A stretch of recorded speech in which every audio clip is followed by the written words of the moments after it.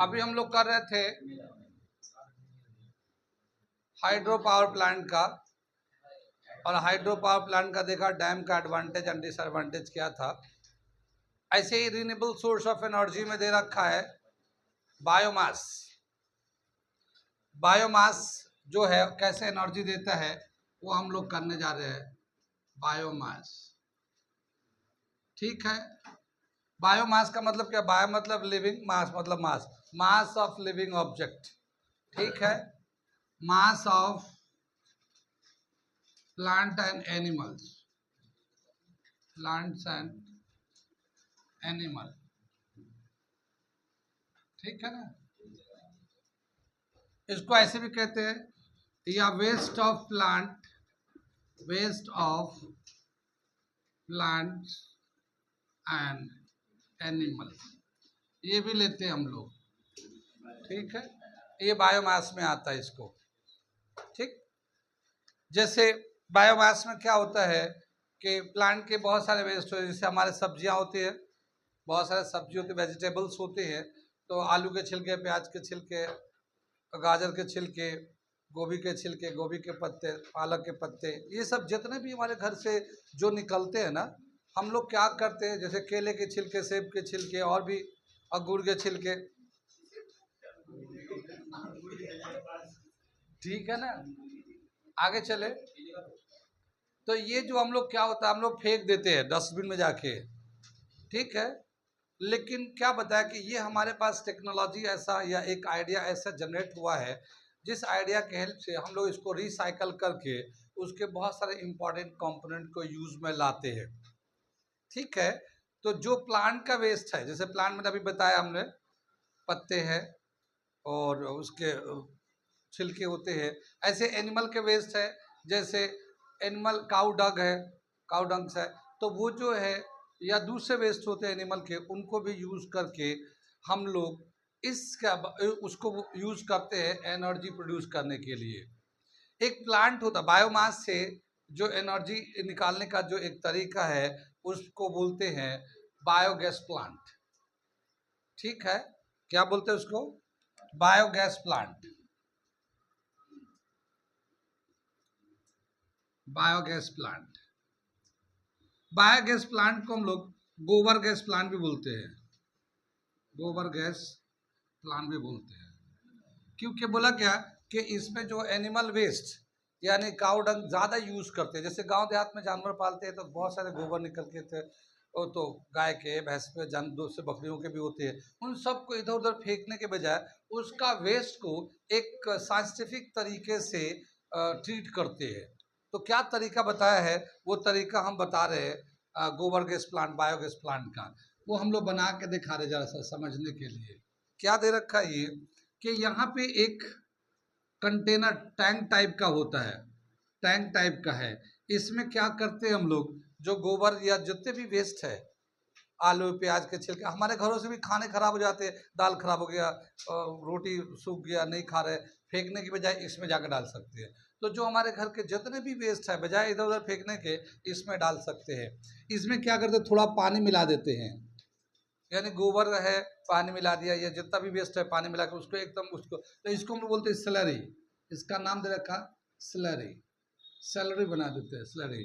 फिर इसको इसके टैंक में यहाँ पे ओपन होल है, ये पहले तो इसमें बनाएंगे, ये ढक्कन टाइप का, इसको ये ढक्कन खोलते हैं तो ये टैंक के अंदर आ जाता है, ये पूरा जो वेस्ट है ये टैंक के अंदर आ जाता है, ठीक है? तो ये पूरा यहाँ आ जाता है। अब इसमें एक कवर्ड करके रखा जाता है, ऐसे इसको कवर कर देते हैं, इसका एक कवर्ड पार्ट है, इस तरह से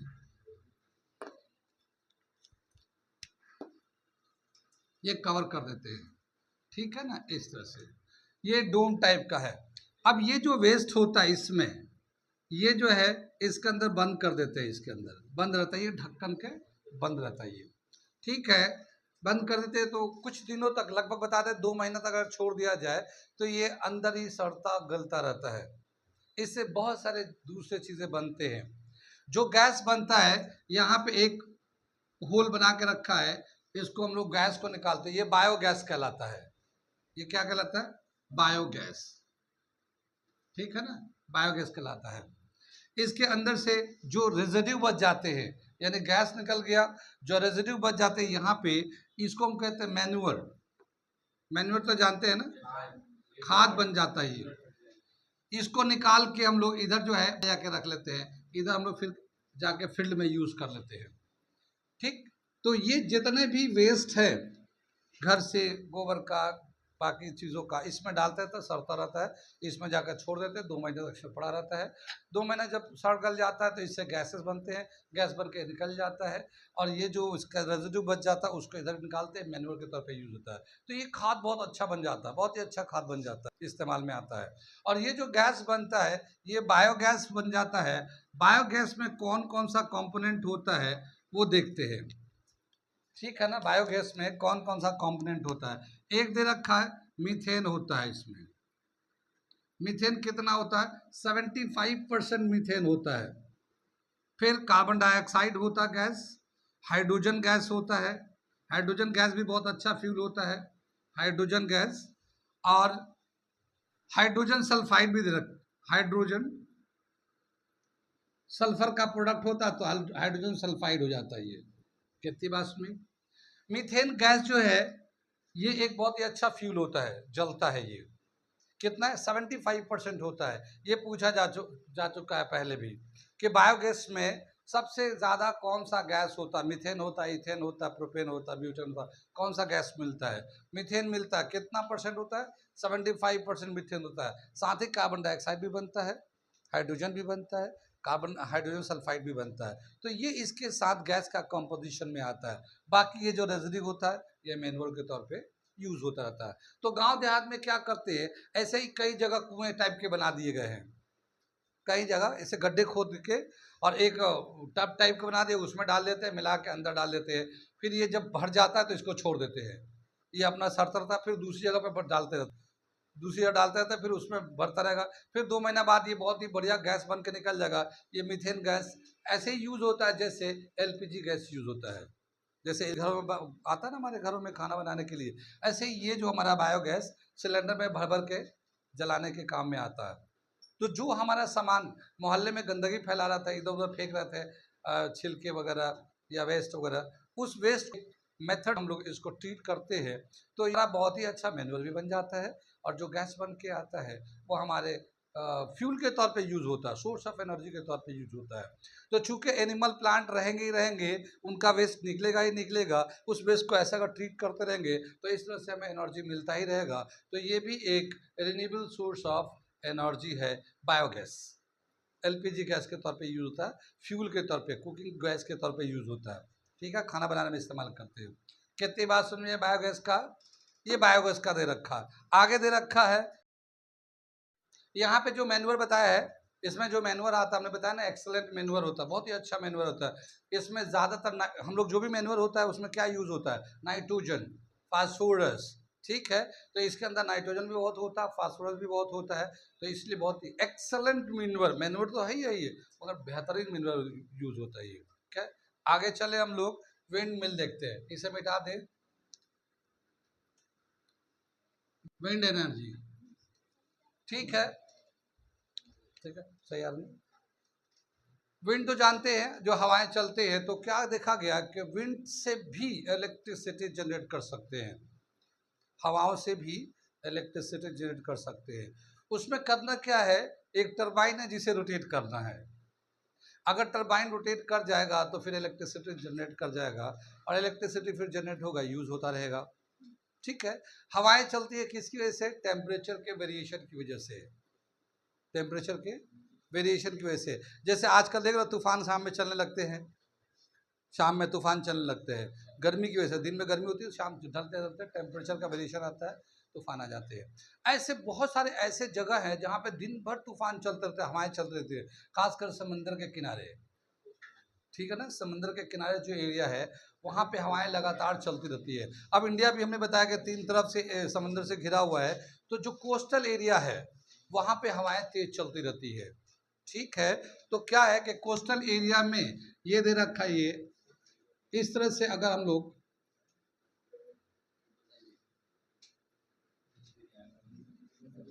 ब्लेड लगा लेते हैं, ठीक है, ये जो है ब्लेड है, जो हवाएं चलेंगी ना, ये जो हवा चलेंगे ना, तो ये ब्लेड जो है ना रोटेट करेंगे, ये ब्लेड ऐसे रोटेट करेंगे। जब ये रोटेट करेंगे ना, तो इसके साथ जो है ना एक कॉर्ड जो है ना यहाँ पे लगा हुआ है, जो टरबाइन से कनेक्ट है, टरबाइन से कनेक्ट है, ये यहाँ पे टरबाइन लगा हुआ है। ठीक है, जब ये घूमेगा तो वो उसको टरबाइन को रोटेट करेगा वहां पे नीचे यहाँ पे, और जब टरबाइन को रोटेट कराएगा तो इलेक्ट्रिसिटी को जनरेट करेगा, फिर इलेक्ट्रिसिटी जनरेट होता रहेगा और वो यूज होता रहेगा। कितनी बात सुनी? क्या बताया कि ये जो टरबाइन को रोटेट करे जिससे इलेक्ट्रिसिटी जनरेट हो जाए, तो विंड की स्पीड कितनी होनी चाहिए? Speed of wind is equal to दे रखा 15 किलोमीटर पर आवर। इतना अगर स्पीड रहेगा तो आसानी से ये जो टरबाइन रोटेट करेगा। कितनी बात? तो स्पीड ऑफ विंड की रिक्वायरमेंट है 15 किलोमीटर स्पीड होनी चाहिए हवा के। उतना हवा की स्पीड काफ़ी है इस टरबाइन को रोटेट करने और इलेक्ट्रिसिटी को जनरेट करने के लिए। कितनी बात सुन में? इंडिया में भी बहुत जगह है जहाँ पे हवाओं की स्पीड इससे और इससे ज़्यादा भी रहता है, वहाँ पे विंड मिल लगा के इलेक्ट्रिसिटी जनरेट कर सकते हैं। इंडिया के पास इतना विंड का पोटेंशियल है, इतना विंड का पोटेंशियल है कि इंडिया 45,000 मेगावाट एनर्जी विंड से बना सकता है। इतना पावर मतलब इतना है कि इतना 45,000 मेगावाट एनर्जी विंड से बना सकता है।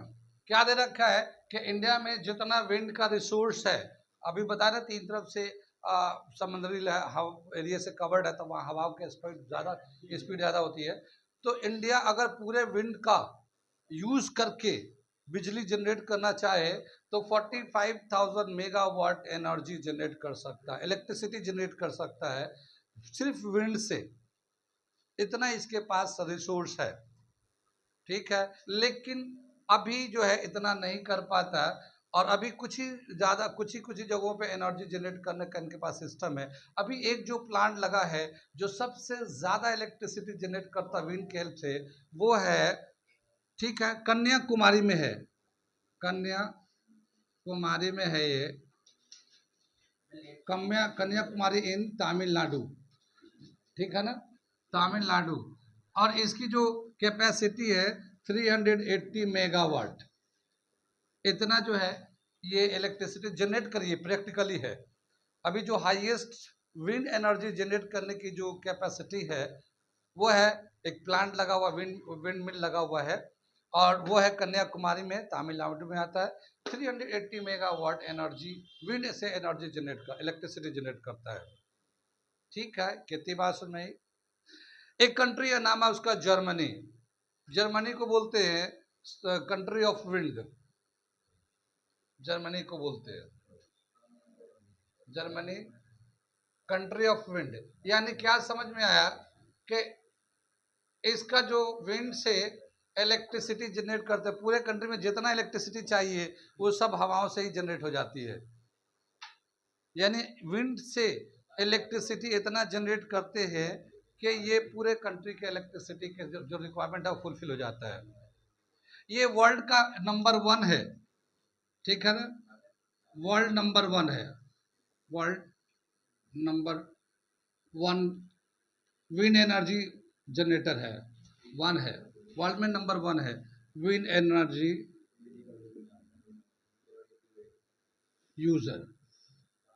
ठीक है ना, दुनिया में सबसे 1 नंबर पे चल रहा है ये विंड एनर्जी से इलेक्ट्रिसिटी जनरेट करने में। इंडिया 5 नंबर पे आता है। इंडिया का रैंक कितना है? 5th in the world. India is 5th in the world. ठीक है ना, वर्ल्ड में 5 नंबर पे है इलेक्ट्रिसिटी जनरेट करने में, विंड से इलेक्ट्रिसिटी जनरेट करने में। कितनी बात सुन में? ये क्या करता है, विंड एनर्जी को इलेक्ट्रिसिटी में जनरेट करता है इस तरह से। ठीक, आगे चले पीछे चले तो ये दे रखा हमारा विंड मिल, विंड एनर्जी का यूज। ये भी रिन्यूएबल सोर्स ऑफ एनर्जी है, रिन्यूएबल सोर्स ऑफ एनर्जी है, और ये हमेशा चलता रहेगा जब तक जमीन रहेंगे, तूफान हवाएं चलती रहेगी, बनता रहेगा। क्या दे रखा है इसमें, अगर हम लोग चाहते हैं विंड मिल से इलेक्ट्रिसिटी जनरेट करने के लिए, तो उसका जो विंड मिल जो है ना, ब्लेड होता है ये बेसिकली, ये ब्लेड होता है, ये घूमता है ऐसे ऐसे, तो घूमने के लिए इसको जगह चाहिए, ठीक है ना। तो एक विंड मिल के लिए भी अच्छा खासा जगह की जरूरत होती है, अच्छे खासी जरूरत होती है। अगर हम चाहते हैं कि 1 मेगावाट एनर्जी विंड से जनरेट करें, टू जनरेट 1 मेगावाट एनर्जी, ठीक है, 1 मेगावाट एनर्जी जनरेट करना चाहते हैं by wind, then it needs 2 hectare land, ठीक है ना। 2 हेक्टर लैंड में से लैंड जरूरत पड़ती है 1 मेगावाट एनर्जी बनाने के लिए विंड से। यानी प्लांट लगाते हैं ना, विंड मिल यहाँ लगा है, यहाँ लगा है, यहाँ लगा है, उसका डिस्टेंस होता है, तो एक से तो इतना बनेंगे नहीं, थोड़े थोड़े सब बनाते हैं, सब इंटरकनेक्टेड होते हैं। 1 मेगावाट एनर्जी बनाने के लिए विंड से कम 2 हेक्टर की जमीन को कवर करना पड़ता है। अगला दे रखा, ये समझ में आ गया विंड एनर्जी। अगला दे रखा है सोलर एनर्जी, ये भी रिन्यूएबल सोर्स ऑफ एनर्जी है, उसे करते हम लोग देखते हैं। सोलर एनर्जी,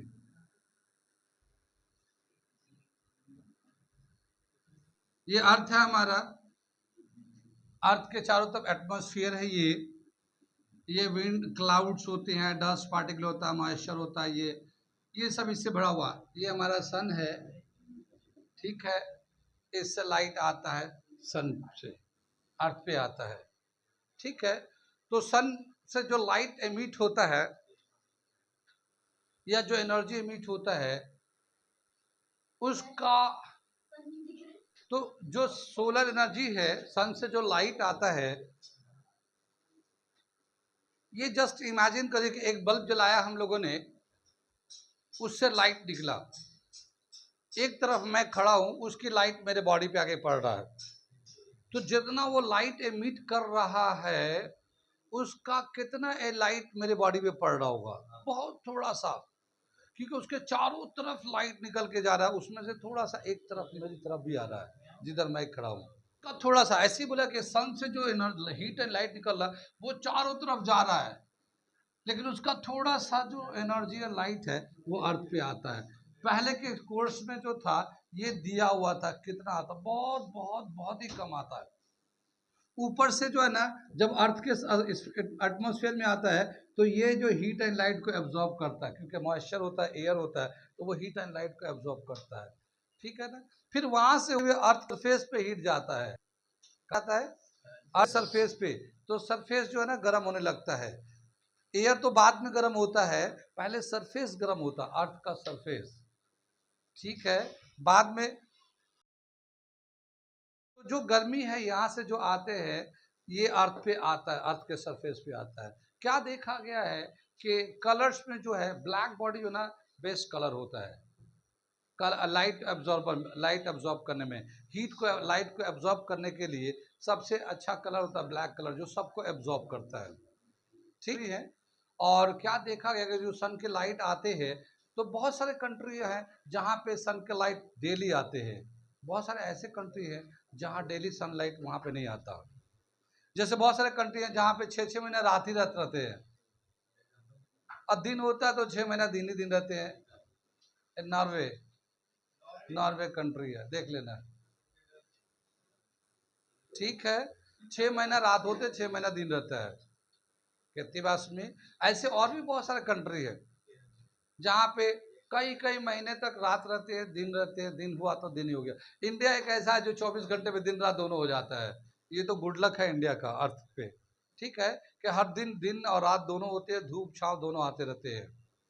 बताते हैं कि इंडिया के पास जो ओवरऑल जो सन की लाइट आती है, गर्मी आता है, वो लगभग 5000 ट्रिलियन आता है, 5000 ट्रिलियन किलोवाट आवर, ये एनर्जी का यूनिट, किलोवाट आवर एनर्जी का यूनिट होता ना ये, तो 5000 ट्रिलियन किलोवाट आवर एनर्जी अर्थ पे सन से आता है इंडिया में, ठीक है।